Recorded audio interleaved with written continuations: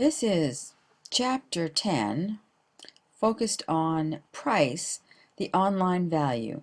In this chapter, we're going to talk about how setting price changes based on using the internet.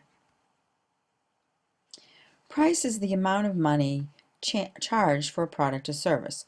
More broadly, it covers the sum of all values, such as time, money, energy, and psychic cost, that buyers exchange for the benefit of having or using a good or service.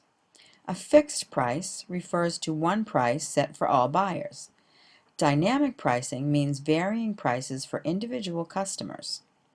The internet technology has prompted mass customization and a return to dynamic pricing, especially negotiation and for pricing segments as small as a single buyer. This is creating huge opportunities for marketers to optimize pricing strategies, including changing them daily or more often. However, the internet is also facilitating price transparency, the idea that both buyers and sellers can view all competitive prices for items sold online. As an example for dynamic pricing, think about the last time you went to book either a hotel or airline. You go to the website and it's $200, and then you go someplace else and shop around and you come back and you may find that that same price has gone up to $225. That may be because the last seat for $200 was sold, but it might also be the way the site is set up for dynamic pricing. When you were there the first time around, they were checking through the cookie that's on your computer. They were following your purchase processes, and so they believe that when you come back, you're more likely to purchase because you've already done the research. So hence they raise the price accordingly. Many students saw this happen during the Christmas holiday shopping season when they were shopping for toys online. When they went to someplace like Toys R Us online, for the first time they'd see one price, and then when they went back a little while later, they would see a different price. So if we look at the buyer's perspective, the cost of a product purchased online might be higher than that offline. And that would be perhaps because of shipping costs, maybe there's a handling cost. Yet buyers also enjoy online cost savings due to the internet's convenience, speed, self-service capability, one-stop shopping, and automation. Online buyers have more control through strategies such as reverse auctions and the availability of information on products and lots of negotiation opportunities. Price can be the amount of money charged for a product or service, or the sum of all the values, that would be the time, money, energy, and psychic costs, that buyers exchange for these products or services. Fixed price strategies suggest that one price be charged to all customers. This is an example of two of many price comparison sites, right? The graphic shows actually an Expedia price comparison looking at the difference in flight costs for a particular time and day. This is actually for spring break 2015, and what it would cost to fly from Boston to Miami. You can also look at a book comparison site, which is up in the right-hand corner there, adall.com, as a way to look at pricing for books. Now, from the seller's perspective, between cost and price is profit, which is, of course, what all sellers want and need. The seller's perspective on pricing includes both internal and external factors affecting pricing levels. Some of the internal factors might be their profit-oriented objectives. What have we decided as a corporation our strategy is for profit on revenues? Do we expect 10% profit, 50% profit? Right? So all of those objectives we set at a very high level from the seller's perspective. And then we also might have market-oriented perspectives. So that would be maybe dropping the price of something that we sell in order to increase market share. We know that as prices go down, typically demand and revenues go up. And then finally, we may have a competition-based price setting scheme, which would say we're going to beat the competition no matter what. I'm sure you've seen ads where companies offer to do that on a regular basis. So what pushes prices up online? Well, there's a couple of things. Customer service is an expensive but competitive necessity online. Even though we don't have retail sales people, we do have online customer service people that need to be ready to speak with or communicate with our online customers. Also, distribution and shipping costs. Think about this for a second. Instead of shipping a whole truckload of Barbie dolls to one location, I'm individually shipping the equivalent of a truckload of Barbie dolls, but to 2,000 different locations. Affiliate programs, which we'll talk about in the next chapter a little bit more, but affiliate programs add commission costs to the overall sale. Then instead of having to build a building and outfit it with lights and retail sales devices, we do have the development of the website and its maintenance. And that can run anywhere between $2,000 and $200,000. Social media maintenance, keeping that up to date and communicating with your followers requires human intervention. It doesn't happen automatically. The average customer acquisition cost for online retailing was about $82. So you have to measure that against the total customer lifetime value that you might get from bringing a customer into your online store.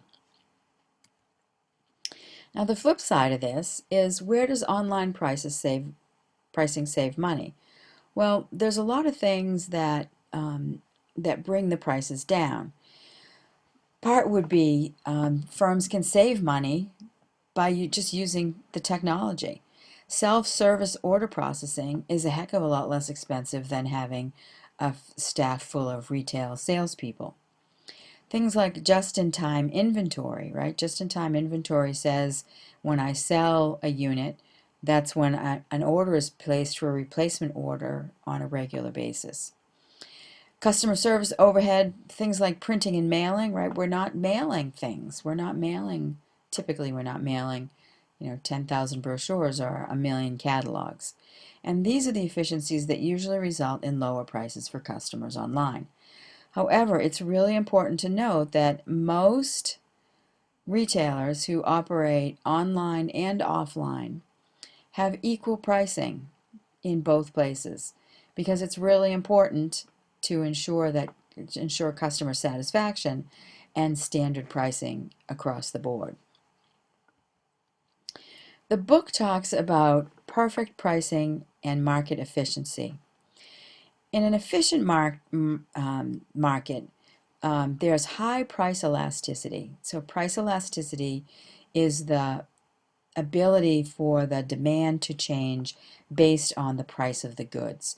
So something that has high elasticity, the demand drops dramatically when prices go up, and conversely, demand goes up when prices come down. An inelastic price would be something that it doesn't really matter. So something like electricity. The electrical grid doesn't really change too much in pricing based on in demand based on pricing. Also, an efficient market has frequent price changes, but they're small. And this is a fancy new word. It includes narrow price dispersion. So that means the difference between the highest price and the lowest price. So think about gasoline prices in an offline environment for a minute. The difference between the highest price and the lowest price as you drive from home to work probably isn't $1 a gallon. It might be just a few cents a gallon. So the question is the internet an efficient market? Well, some external market factors have placed downward pressure on internet prices and contribute to efficiency. So places like BizRate and Kayak that show customers what the prices are, make it ensure that things don't change. Flash sales, price elasticity, reverse auctions, tax-free zones, competition, frequent price changes, and smaller price change increments always demonstrate that the internet is, in fact, an efficient market.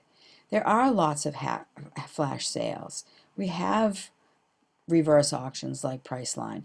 Competition forces us to keep changing our prices and to make those price changes very small. The internet is not necessarily an efficient market with respect to narrow price dispersion, right? For several reasons. You may be able to buy a shirt at Walmart and a shirt at Nordstrom's, but certainly those are not going to be the same brand awareness, brand strength. We know that there's differentiators in terms of quality, and so those things show that there's not necessarily narrow price dispersion for a whole bunch of different reasons. And then next, online marketers employ all the traditional pricing strategies to the online market. And we talked about some of these already: fixed price and dynamic price. Geographic price and value segment price and auctions are some other traditional offline pricing strategies that we're going to take a look at. Fixed price, sometimes known as menu price, occurs when sellers set the price and buyers either take it or leave it. You go into Walmart and you buy paper towels, and you either buy it for the price they want or you don't buy it. Everyone pays the same price. Three common fixed price strategies are price leadership, promotional pricing, and freemium pricing. So price leadership just says I'm going to be either the lowest or the highest. Promotional pricing is, like this example shows, free shipping or a discount. And then freemium pricing is used pretty frequently online. You get something for free, like the Candy Crush Saga, but then you have to pay for the premiums that go along with that. Dynamic pricing, like I mentioned before, is something that the airlines use for pricing air travel based on demand mostly. So we can do this based on segments, or we can do it based on negotiations from the buyer. So it could be, we could segment our prices based on purchase quantity. If you buy 1, it's $9.99. If you buy 10, it's $8.99. If you buy 20, it's $7.99, etc., etc. Supply and demand is another one, right? So the airlines, again, and hotels, as the demand goes up and the supply gets constrained, then the prices go up. And then I talked about this a little bit earlier. Cookies recognize our return visits, and the site may automatically either increase or decrease a price based on the number of times you go back to look at the same item. And then finally, you can have price negotiation from the buyer, a la Priceline and some other sites that handle seller kinds of promotions. We can also price something based on geography, right? The firm will set a different price when selling a product in different geographic areas. So that might change by country. It might change by shipping distance. It might change by the spoilage factor. So it reflects a lot of different components to pricing.